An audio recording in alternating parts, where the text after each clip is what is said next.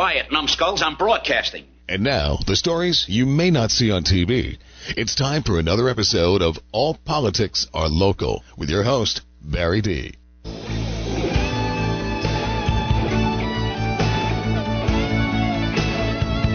I am back with another episode of All Politics Are Local, a weekly show hosted by a short but strikingly handsome man that sometimes wears an elf outfit that has a kilt. Dress. Whatever. You be the judge and stop by the WCHE Facebook page. Watch our Christmas greeting video and you decide. Anyway, I'm Barry D, and I am your host each and every week here on All Politics Are Local. We are proud to be Chester County's only AM and FM radio station, located on the 17th floor of the WCHE Studios corporate building at 105 West Gay Street in Westchester.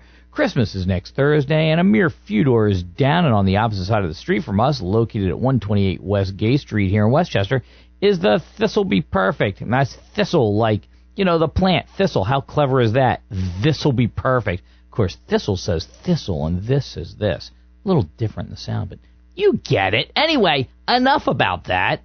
Described as a unique something for everyone boutique, dedicated to bringing you stunning jewelry and decor. They are open Monday through Sunday, and I bet you can find the right Christmas gift for someone there. So stop in and see them. They are open starting at 11 a.m. every day. And you beat me to it. That is another shameless plug for one of the neighboring businesses. So, what have I got today? Well, I've got my monologue, Carla from Chester County Ramblings, with the dirt on what's happening around the county. And my guest today is the one, the only Dan Truitt, former local representative from the PA State House, to talk about charter school funding cuts and what that means. And we'll just see where that conversation takes us. So stay tuned in. I guarantee you will learn a lot. Not that there's anything wrong with that. Oh, absolutely not. Today, the one and only Eric Clambera is at the boards. And would you believe he is dedicated to making my show the best one ever? I can't believe it. Would you believe he is actually going to do his best to keep me on the air for another week? Look, the bottom line is this. There is no I in team. Me and Eric, well, We are two wild and crazy guys. that's right. And it's that time of the show, speaking of wild and crazy, where we head back in that time machine right here in WCHE to a place on the calendar where commercials and poking fun wasn't really such a big deal. I mean, yeah, it may have hurt somebody's feelings, but we really didn't care. They could suck it up and move on. You know what? I don't think so. Oh, yes, they could. Being politically correct was just starting to become a problem back in the early 2000s. Bud Light, well, they had some great on-the-edge commercials. But how things change. So let's go back a quarter century and see how it once was. And here is one for the holidays.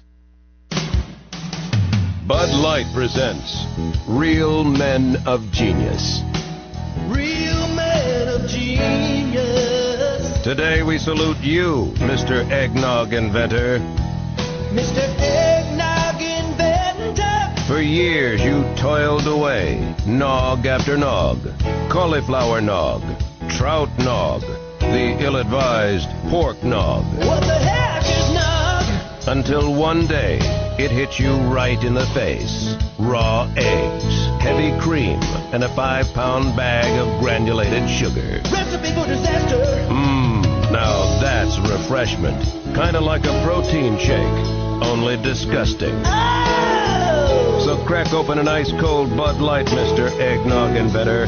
And while you're at it, crack open another bucket of eggs for your nog. Mr. Eggnog Inventor. Bud Light Beer, Anheuser-Busch, St. Louis, Missouri. And now it's time for my monologue. Oh, boy. Anyway, here's today's monologue.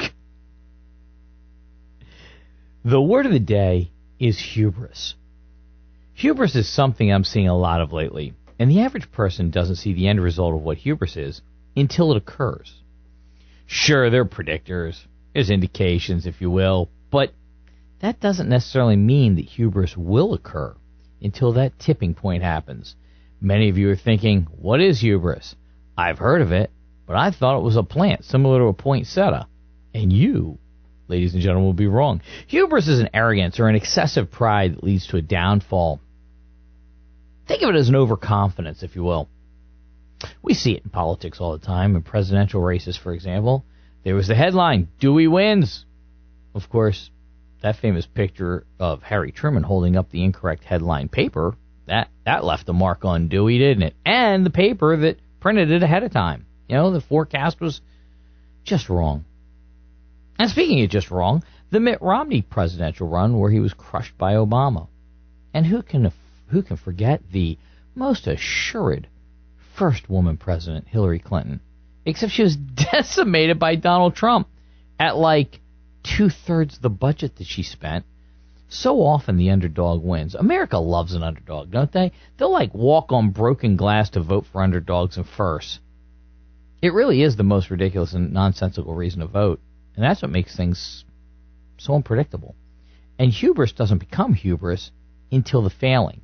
Something changes in the marketing from genius and popular, flipping the consumer or the voter to, I reject you and your arrogance. Therefore, I will vote for the other guy or the other team. And when does this happen? I wish I knew. It just all of a sudden just flips. You know, but it reaches far further than politics. It happens in everyday life. Be careful how you brag. It just may sneak up on you and leave more than just an embarrassing moment. Look, let me give you an example. The Titanic. I mean, that's a household name like Kleenex at this point. A Titanic failure, you know. Just everybody knows what the Titanic is. It was an allegedly unsinkable ship that on its maiden voyage made its first port of call location 400 miles off the coast of Newfoundland and 2.5 miles under the icy waters it was traversing, taking 1,500 souls with it, many simply because the ship only had enough lifeboats for half the passengers. The funny thing is, it was more lifeboats than was even required by law at the time on an unsinkable ship. So that might even seem ridiculous. So why am I talking about this? Well, hubris can be fatal. The other night I saw hubris, or at least my impression of hubris, on TV. I was watching a segment about 3 Mile Island, and Constellation Energy is bringing it back online, and the project is being fast-tracked with a target of powering it up in 2027. It's going to be renamed Crane Clean Energy. And by the way, this is not a lesson on how safe or dangerous nuclear power is, by the way. In this news segment, the news reporter and the representative for Constellation walk into a control room. And as a side note, I will tell you I'm very familiar with these control rooms because I worked at Limerick shortly before it opened. Anyway, the room was a classic 70s-looking operation with dials, knobs, gauges, all mechanical. They didn't change anything. All that is still there. It looks antique but oozes of cold, old technology, like the stuff you just see in the old movies when it was all high-tech. It's cool. And there it sits. It sits there in the control room. So the representative says to the reporter, now I'm paraphrasing this, sure, this all looks old, but what we've done here is replaced all of that with this. And he's indicating there are now several computer monitors on one of the control desks. It's a long control desk, right? And he continues to explain that now, replacing all this old school stuff, AI will be taking over. So what happened before cannot happen again at 3 Mile Island. So real quick, the reason for the meltdown happening at 3 Mile Island was because of operator error. The system was doing what it was supposed to do. And then the emergency pumps were manually shut down. There was a human diagnosis failure, but the system was doing what it needed to do in an emergency situation. By now, the representative says this can never happen again because of AI. Really? Here's an example of the opposite situation. There was the Air France flight 296Q at the Habsheim Air Show in France, where the pilots could not override the protection systems in case of an emergency. In this case, a series of events, including pilot error, put the aircraft in a situation where the alpha protection mode engaged during a low pass over a runway. That system kept the crew from pulling up in time and getting enough power to the jet engines, and they flew into the trees at the end of the runway, causing a wing to rip off and a fireball ensued. Unusual circumstances sometimes require unusual actions and overrides, and in this case, the humans could not take the corrective action because of the computer. I'm sorry, Dave. I'm afraid I can't do that. Another sample of that, A Space Oddity, 2000, A Space Odyssey, right there.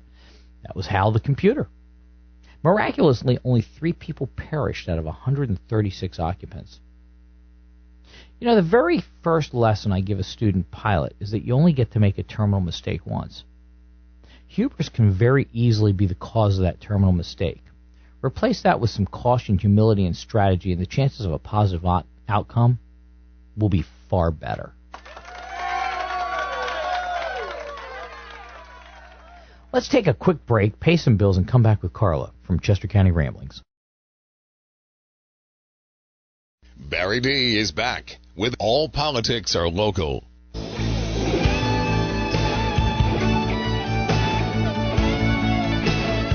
All right. Let's cue up that music, because now it's time for Chester County Ramblings. People are talking about people. You know I love my Bonnie in the morning. Excellent. Well, if you're Bonnie, I'm Clyde. What do you got today, Bonnie?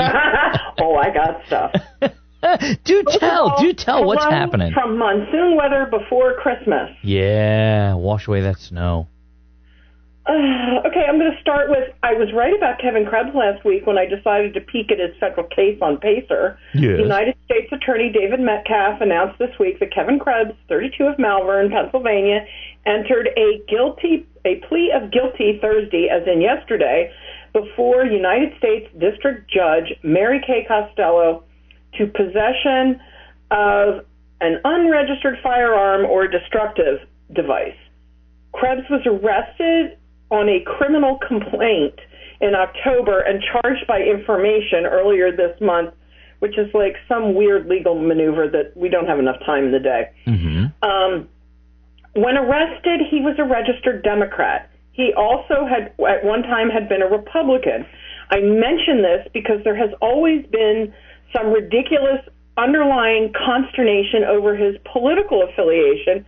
So yes, Grandma Charlotte and Chesco Dems, he did indeed bring a small arsenal to your No Kings rally this summer as a registered Democrat. My point is both political parties can house the unbalanced, can't they? He was an electrician, and he had worked for places like Home Depot.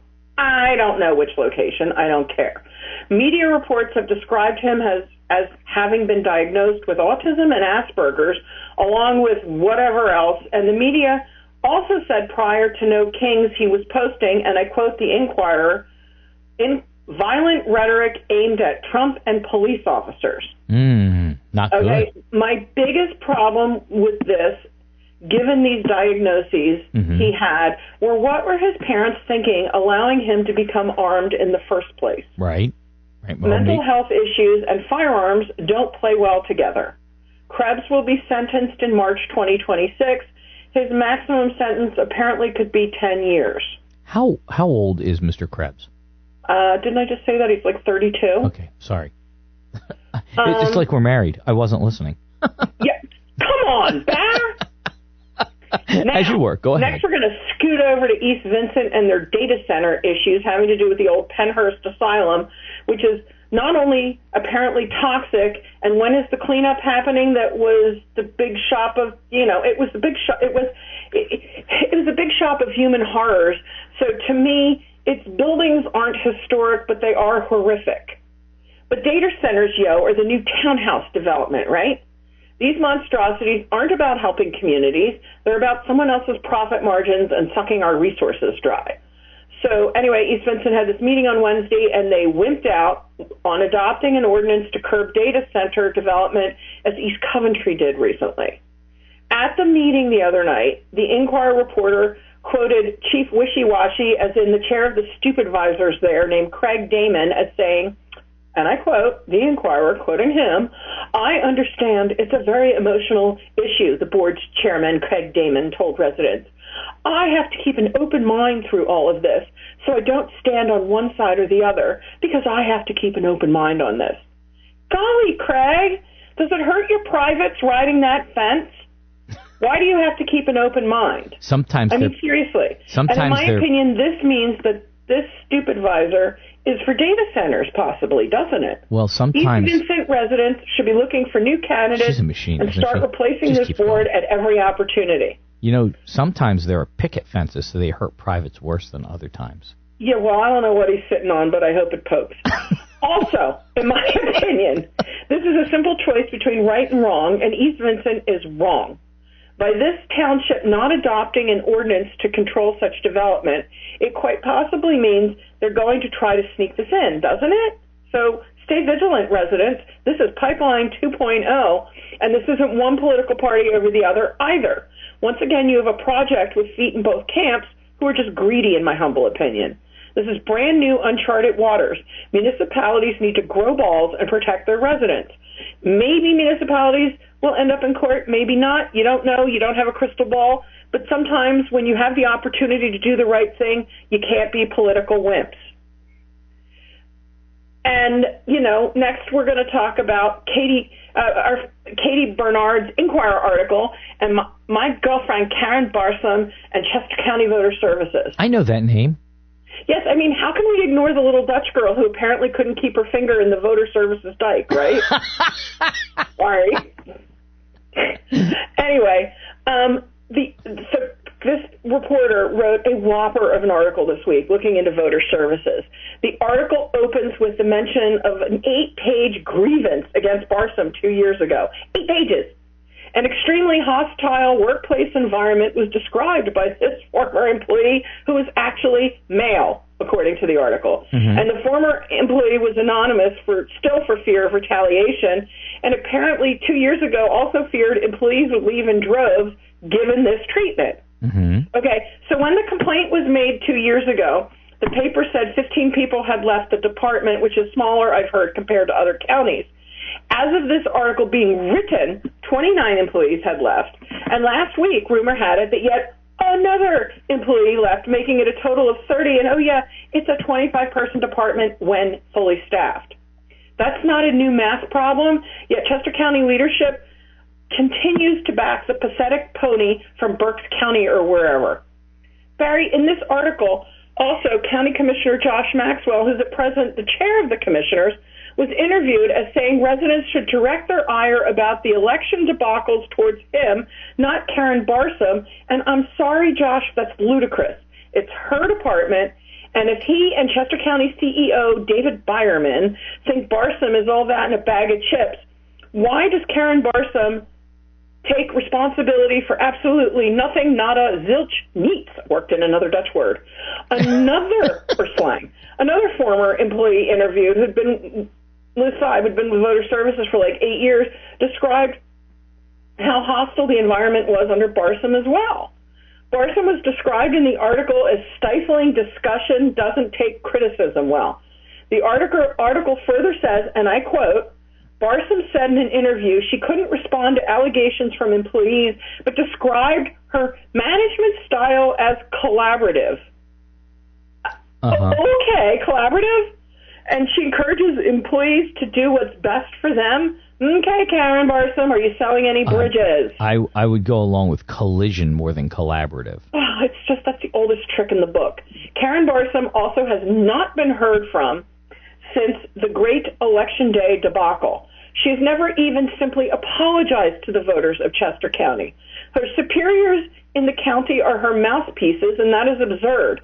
Why do they keep defending her? What bodies is she aware of being buried somewhere or what? She's been here since 2021. Every year gets worse. She needs to go. Chester County executives are getting virtual coal in their stockings over the Barsom affair, as history will one day refer to it as. And, oh, by the way, didn't the law firm hired to investigate this Election Day debacle also investigate Advate, otherwise known as the $13 million COVID test oopsies from around 2021? Yeah, that was a disaster. Yeah, what happened there, and where's the money? Yeah. And, Santa Claus doesn't like naughty Chester County, which leads to the second to last word. There are municipalities in Chester County going back to the let's try to intimidate residents and make examples out of certain residents so people stop looking under the proverbial hood. That tactic always backfires, and 4 municipalities which should be watched closely are Tredyffrin, Malvern Borough, West Vincent, and East Pikeland, and yes, I can have that opinion. And this week was the last meeting for Bob Lang as the chair of the Willistown Supervisors. Farmer Bob has given literally decades of his life to his municipality, And it was really special in that meeting to see people from both sides of the aisle come together and talk about the things that he had done, which is a lot. Like, he's had a lot to do with the open space race in Chester County and in Willistown in particular, getting traction.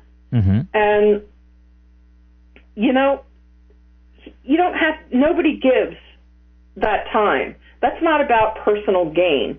That's about service to the community. Yep. And I just think that has to be noted. And, you know, so it's like Merry Christmas, Chester County. So what else is new, Barry? Nothing, but I think on the Karen Barsoom thing, I think you dovetailed that right in with my monologue on hubris. Correct. You know, right there. It's an arrogance, isn't it? And then it is an arrogance. And I'm sorry. She's been here long enough that, you know, the bad outweighs the good. She is not a good manager of people. No, not at all. I've actually had several people that wanted to come on and talk, but then they got scared.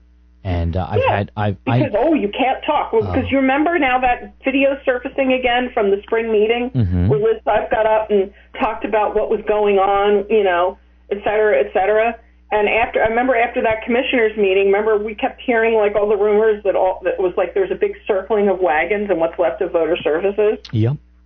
It's a disaster. Never even said she's sorry. I mean, that is the most basic and simplistic of human things. Yeah. She could have said. She could have just said, "Man, we screwed up, but we're going to get to the bottom." Right. I am not infallible. Right. No one is infallible.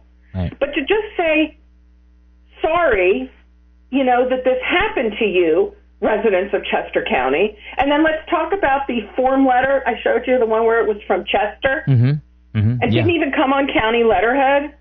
Yep. Just to let you know. My husband know that his vote was counted. Well, you know, we had figured that out 2 weeks before the letter. Yeah. But that letter was like the cheapest weight paper for copying. Yep. Nothing says. And it came from Chester. It didn't even say it came from Chester County. There was no county seal. There was no anything. It was pathetic. Nothing says love like Chester.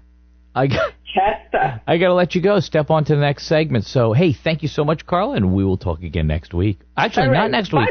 I'm off next week. See ya. Oh, yes, it's Christmas. Take care. Goodbye. Bye. We're going to take a quick break, and we're going to jump on over to our guest for today. Barry D is back with All Politics Are Local.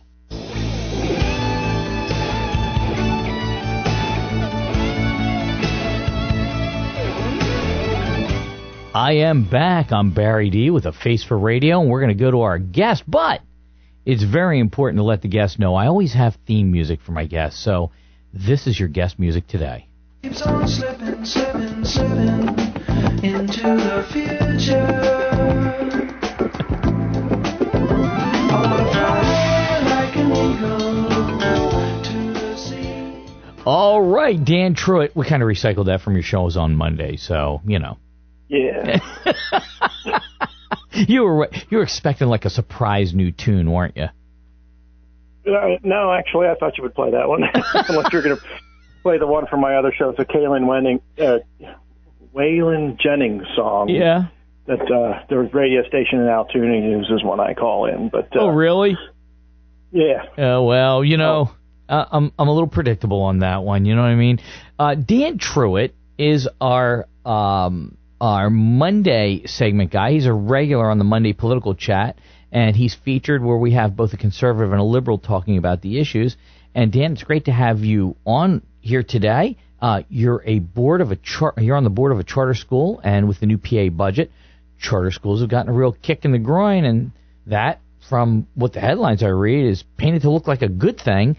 So I wanted you to come on, and I wanted to talk about charter schools, the funding, the lack of funding, what they face with this situation now, and anything else we can about charter schools. I want people to know more about them.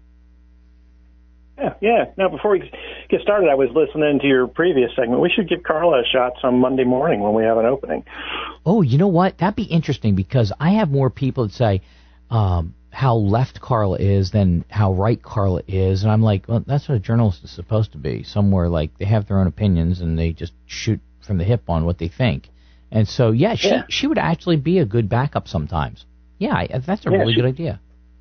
Yeah, because she's she mentioned both sides being responsible for having nuts in their group and so forth. So there might be another kind of centrist position to try someday when we have an opening. I think that's a good idea. Anyhow, yeah. Let's talk about charter schools. Let's talk about charter schools. So you're on the board of a charter school. Did you want to mention it or not? Yeah, it's the Pennsylvania Leadership Charter School. It's actually headquartered right here in East Goshen. Okay. And we've got 2 buildings in East Goshen, 1 in Westtown, and we lease a building over on Carter Drive near Westchester University, and we've got one out on the western side of the state near Pittsburgh. Grades what through what? K through 12. Wow. Okay. And we cover the whole range. It's an online school. We do have a hybrid program that's located here in the Westchester area where actually we have 2 hybrid programs. One is for I don't want to say necessarily gifted students, but highly motivated students, and they come on site about 2 days a week, and then we have a program called the Center for Performing and Fine Arts, which is it's just an outstanding program for kids who are into the arts and heavily focused on that. And academics are kind of a secondary thing for them, so they like to do that online and focus their energies on their artistic talents, whatever they may be. So we have dance classes, art class, painting and sculpture and things like that. There's they do plays and other kinds of performances. It's a really great program for students that are highly focused on their art skills. Maybe you and I could test that out and take some of the dance classes. What do you think? That's probably the least likely one for me to do. That wouldn't be pretty for either of us, would it? I don't think so. So how long has the school been in existence? I think they were formed in 2003, is my understanding, and that's when cyber charter schools were first authorized by state law. And before, we had charter schools before that, and then they added cyber charters around 2003. And the founder of our school was instrumental in helping a couple other guys develop that charter school law to provide this online option for kids that just learn in a different way. Now, we learned during the pandemic that online learning doesn't work for a lot of students. No. But for some, it does. It does really well. I would have loved it if it was available when I was a kid, but we didn't even have computers when I was, personal computer was just being invented when I was a kid. Let's be honest, Dan. When you were a kid, they were using clay tablets and chisels. So, there's that. So. Not that there's anything wrong with that. That's right.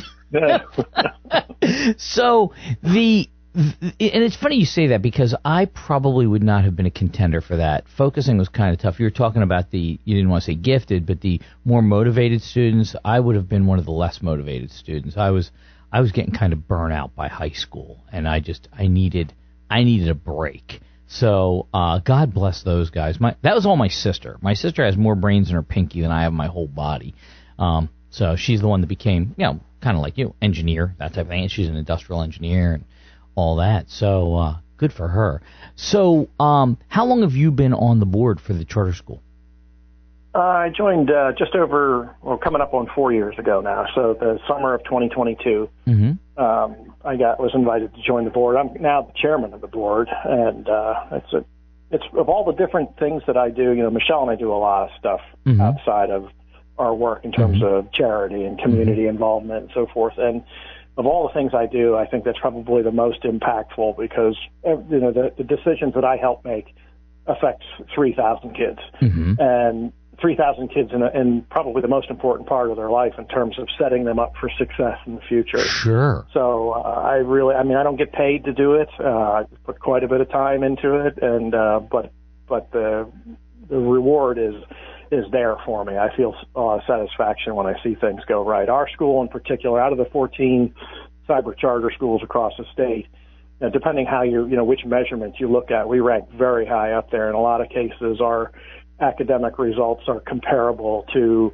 or exceed traditional schools. Out of the 14, there's some cyber charter schools that don't do well at all. And it's because in some cases because they have the wrong focus. And they don't, they're just not doing it right. They're not doing it the way we do it. We develop all of our own curriculum. We don't just buy it from some third party, right? And tell our parents, hey, just plunk your kids in front of the computer and everything will be fine. That's not the case. And that's what families found out during the pandemic was, all of a sudden their kids are at home and on the computer, and if they weren't helping them, a lot of them just didn't do anything, right? It's the kind of thing that for a kid to be successful in a cyber charter school, there's got to be a lot more parent involvement than when they just put them on the bus and send them to a traditional public school. Well, kids don't succeed. Right. Well, there's a discipline still, right? Focus and all that. You still have to. Somebody has to oversee it, and that's one of the things. I would have to have had somebody, controlling that, because I would have been like, oh, well, look at that shiny. Look, there's a squirrel. I needed somebody like that to just when I was in line, when I had the discipline going, and there was a regimen, if you will, I did pretty well. But the minute I was left to which is really funny because I've been self-employed since the time I got out of high school, so it's kind of right. It's kind of funny that how I went from I really had to have somebody there as discipline to look, you got to keep moving this way till I got this, and I've run my own stuff after that. So it's weird how that switches, and I'm sure I could talk to some counselor about that sometime and figure out what the issue was, but I haven't got time for that. Does the cyber charter school work in conjunction with homeschooling, or also does it run independently? How does that all come together? Yeah, it's a different thing.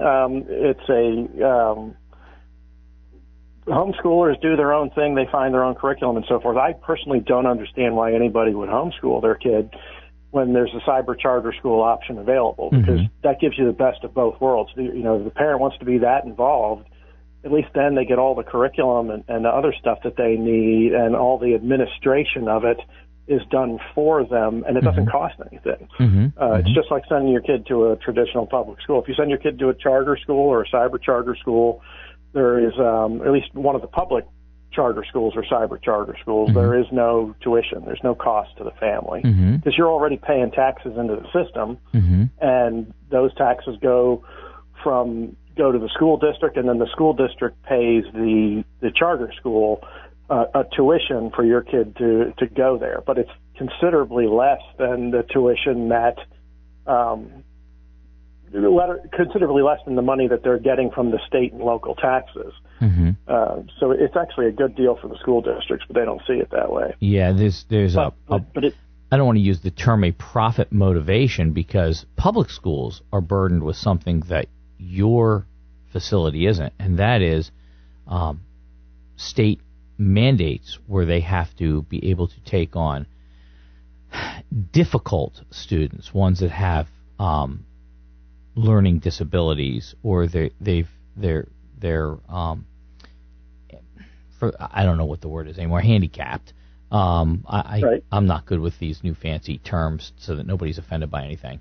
But they have issues, and some of them have very serious issues, and they want to integrate them into regular classrooms, and it becomes very difficult. And I understand from talking to teachers' aides and things like that, some of that stuff can cost hundreds of thousands of dollars a year for a student.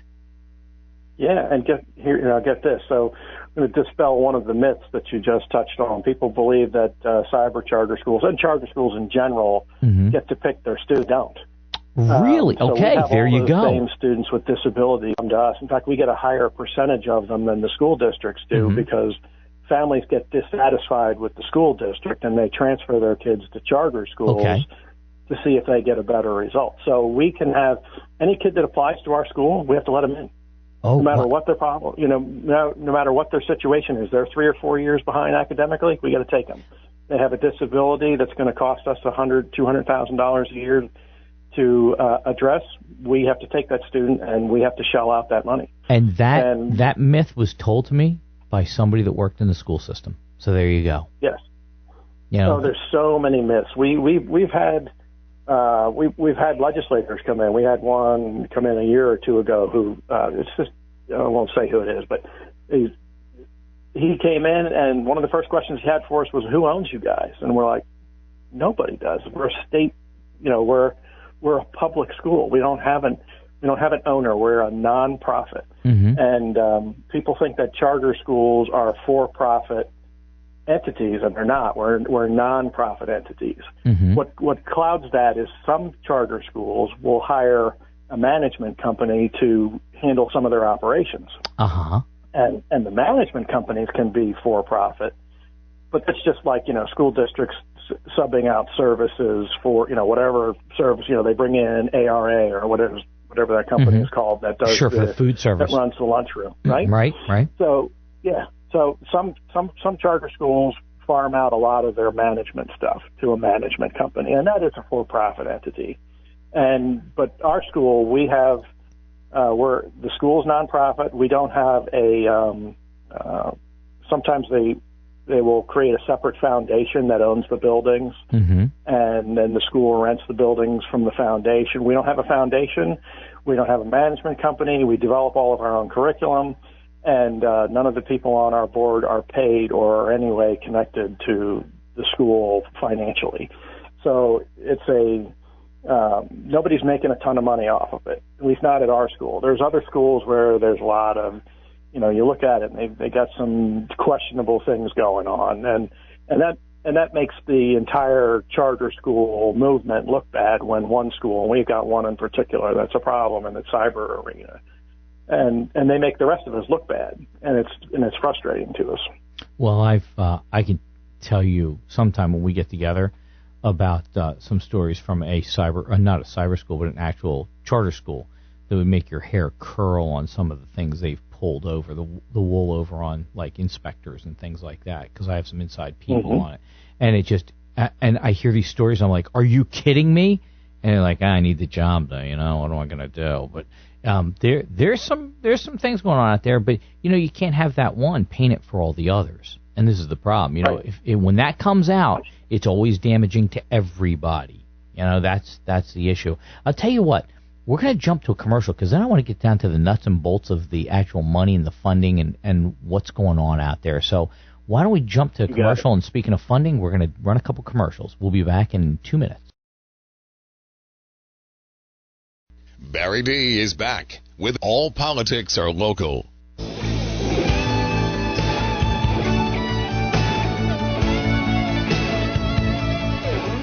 I'm back with Dan Truitt. Dan, is there any truth to the rumor that you played the tambourine in Van Halen? I can neither confirm nor deny. All righty. We all have those little secrets we have to keep. I get it. Yeah. So the only instrument I can play is the kazoo, actually. So you're no Davy Jones. I'm sorry, Dave. So let's talk about the funding, okay? This is the crux of the thing. That's what I got you here for now. Now that we've talked about charter schools and what they do and that type of thing. Recently, and we spoke about this on one Monday on your show, on your segment, about the funding. The Governor Shapiro, has talked about this great funding thing that he has done. Let's talk about that. How's that treating you guys? Yeah, like you said, it was a real kick in the nuts. It was, before this happened, charter schools, the way that we got our funding was each school district would calculate how much money they spend per student. We'll set aside special education because then it gets really complicated. Sure. For a regular education student, the school district calculates how much money it spends per student. And I'm going to give you data from 2012 just because that's the numbers that I remember. At the time, Westchester School District was spending $15,000 per kid mm-hmm. for regular education student. Then the school district takes that number and they get to deduct from it certain things that they believe are not applicable to charter schools. So they can take out the transportation, because if it's a brick and mortar charter school, the school district is providing the transportation, mm-hmm. to Collegium or whatever. Mm-hmm. If it's a cyber charter school, of course, there theoretically is no transportation, mm-hmm. right? Mm-hmm. So they get to deduct transportation. Most of it comes under the category of transportation. I think it was food programs, and then building expenses. Mm-hmm. And then after they back that out, then they send the remainder as the tuition that the school district pays to the charter school. In 2012, that number was $10,000 for Westchester School District. So the school district was spending $15,000, but they would only send the charter school $10,000. Mm-hmm. So it was about 66 cents on the dollar. And you'll hear us consistently, people talking about how charter schools get about 70 cents on the dollar. Mm-hmm. Now, from there, the argument has always been, they keep saying, well, cyber charter schools don't have buildings, so they shouldn't get any, they shouldn't get any reimbursement for building maintenance, and there's a whole bunch of other categories they came up with. You still got to have headquarters, right? You got to have a headquarters. You still got to have headquarters in operation. Like I just told you, we have 5 buildings. Right. Because we have 400 employees. Where are those people supposed to work? Mm-hmm. Right? So we have to have buildings for that. And so the idea that we don't get any money for buildings or for building maintenance is just complete nonsense. They've already deducted, buildings, and what they added to this year's deductions is building maintenance. Like 60% of building maintenance they also get to deduct. Mm-hmm. So they're just leaving us almost nothing for buildings because they have this idea that cyber charter schools are just this, vapor. There's no physical presence, but there is. You need a lot of infrastructure to deliver that program, mm-hmm. especially if you're going to do it right. Mm-hmm. One of the things that doesn't work is asynchronous classes don't work for some kids. That's where the teacher pre-records the class and students watch it whenever they get around to it. Mm-hmm. We push heavily, and we know that it works much better if the students watch the instruction live and can ask questions live. Well, that means that teacher, you imagine a classroom at a traditional school. You got a classroom, the teacher's in the front and the kids are in the back. Well, we still need the front half of the classroom, mm-hmm. right? The teacher still has to be there and teaching the class and so forth. So the idea that we don't need buildings is just complete nonsense. Sure. But they get to make deductions like that. And what they did this year was increase the number of deductions to the point where now instead of getting 60 cents on 60 to 70 cents on the dollar, we're going to be down close to the 50-cent range. Wow, that's a huge cut, man. Yeah. 30%. So you're 30%. Yeah, I'll give you our school as an example. We had our budget was $65 million a year for about 3,200 students. Right. So now we're going to get cut down to about $55 million for the same number of students.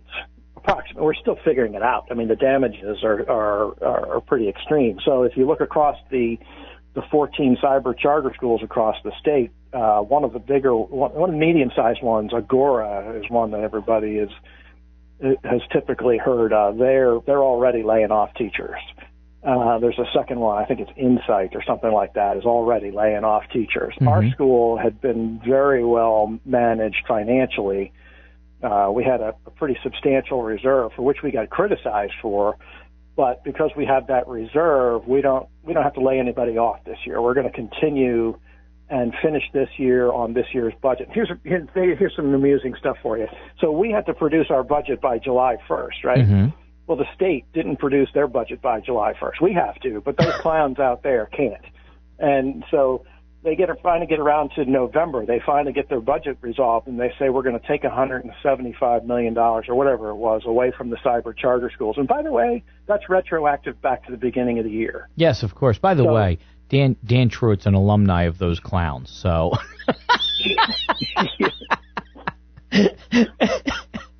Go ahead, Dan. So they make these deductions, and so now not only, we were already projecting an $8 million deficit for this year because we set up a budget with an $8 million deficit because we're trying to draw down our reserves. We're supposed to spend that money on our mm-hmm. kids. We're supposed to invest, our excess reserves are supposed to be invested in innovation to develop new technologies, new ways to teach kids. Mm-hmm. And that will eventually, the charter school movement is intended to be innovative and experimental. We try stuff. Some things don't work. And then, so now we teach the regular school districts 2,000 ways not to teach kids. And oh, by the way, here's some stuff that really works great. And so our money, we were planning to sink some significant money into R&D to develop some new programs. And so we were going to already run an $8 million deficit. So now we're going to run an $18 million deficit this year. That's unbelievable. On a $65 million budget. Yeah, wow. Wow, that's unbelievable. That's incredible. And you're as you're saying, you're kind of an incubator for new techniques and things that the public schools can actually take advantage of. Right. That was the intent of the charter school movement. If you're going to open up a charter school and all it does is duplicate what the traditional public schools what's the point? They shouldn't approve the charter. Mm-hmm. Your charter is supposed to show here's something that we're going to do that's different. Mm-hmm.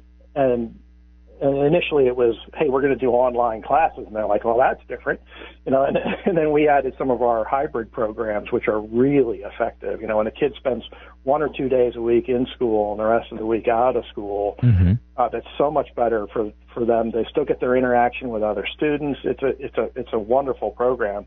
But, that kind of stuff is very expensive. And when they keep cutting our funding down to, 60 cents on the dollar, 50 cents on the dollar, now we're going to have a hard time paying for those hybrid programs that are highly experimental and that I was hoping would be rolled out to lots of kids, across the state. I mean, not just on our school, but all public schools. Do you, speculation you may not want to do you feel there's the pressure from like the NEA, the unions that obviously, you're a competitor against them? Do you think this is part of them trying to kill off the charter schools by then going, look, they just can't seem to do it. Look, they're just falling apart. Yes, absolutely. They, on one hand, they'll criticize our numbers, our results. They'll say, these cyber charter schools don't perform as well as the public schools. Well, and then on the other hand, they'll say, we should take money away from them. But if they are not performing, they say, it's because we need more money. Right. So right? But the PSEA, the teachers union in the state, is absolutely positively out to kill us. They're constantly pushing legislation to cut our funding to the point where we'll just die off. And in fact, out of the 14 cyber charter schools, we figure a couple of them are not going to survive this budget cut because they didn't have any reserves. Their number of students is too low. If you need a certain number of students to achieve critical mass, and for us, that number was about 3,000 is what we need to cover our fixed expenses and so forth. Now we're going to have to get closer to 4,000 to cover our fixed expenses. Well, other schools that were already way smaller than 3,000 and barely getting by, their goose is cooked. Wow. They're in deep trouble. And so what that means now is fewer choices for kids who need something different from what they're getting out of their local public school. Well, and the only thing for that is that does give the ability for consolidation where you can pick up more students. Am I correct on that or not? Yes. Yep. So that may be your only saving grace on this, for lack of a better term, squeeze, because it really is a squeeze, right? I mean, that's really what they're doing. They're just squeezing until, and it's death by 1,000 cuts, right? They just do a little here and a little there and a little there. And all of a sudden, it's a lot. And you're done. Yeah. We got a cut last year that was between 5 and 10%, and then this one this year is on the order of 15%. And it's going to be pretty devastating to our ability to try, in new programs and innovation and so forth. Yeah. The irony of it all is the kids that come to our schools are disproportionately minority compared to traditional public schools, disproportionately lower income. I mean, we're serving the people. And I'm going to use I try not to stereotype by party, even on the Monday show. But the exact people that the Democrats always claim they're trying to help are the ones that they hurt when they do this stuff. But it's all about that teachers union. I've said it before, is one of the top 2 most evil entities out in Harrisburg. They go out there and they're constantly saying we're all about the students. We're all about the students, and they're not. They're about their own power first, and teachers second, and students last. If we were to unionize all of our schools, I bet you that the whole thing would change. That dynamic would be What's that? That dynamic would be completely different, wouldn't it? Yeah, absolutely. Now, there is one charter school that's unionized, but the rest of them are not. Uh-huh. And that's the way I prefer to keep it. And our teachers, we do our best to keep our teachers and our families happy so that they don't want to unionize. Mm-hmm. Our school in particular, I personally believe, I used to work for big corporations like General Electric and some others, where they always say, our people are our most important asset, and we want the best people, but they never wanted to pay more than the average salaries. If you look at teacher salary data, our school pays slightly above the average, or slightly above the statewide average mm-hmm. for ours. Mm-hmm. And I keep saying, we want the best teachers, and so we got to pay a little bit more than the average to get mm-hmm. them. And so we're in a good position there. I'm hoping we can stay there with these cuts, but it's going to be tough. Yeah. That's an interesting thing you say, because that's the whole reason unions came around, because they were unhappy because they were treated so bad for so long by companies. That's the reason. Right. That's how Toyota was always able to keep the union out. They just treated their employees well, and they were like, why would we go union? We may not be as well off, because then it becomes adversarial in a way. And so they were able to keep that out of it, and everybody was dedicated, and also made them feel like that they were making a difference. When these employees were in there, they could put in their input and things like that. It made a huge difference, and they felt like they were participating. It wasn't the worker bees and the administration against each other. You know what I mean? It wasn't adversarial. They were working together for a common goal. That's what it was. Dan, I got to let you go on this because I got to close out the show, but I got to tell you, this has been outstanding, getting the chance to talk to you and getting this information out to people, because I learned a lot I had no idea about cyber charter schools and just charter schools in general. While I've always supported them, there's so much I didn't know, and I feel like a far more educated person, and all we've done is got the tip of the iceberg on this. So thank you so much for coming on today.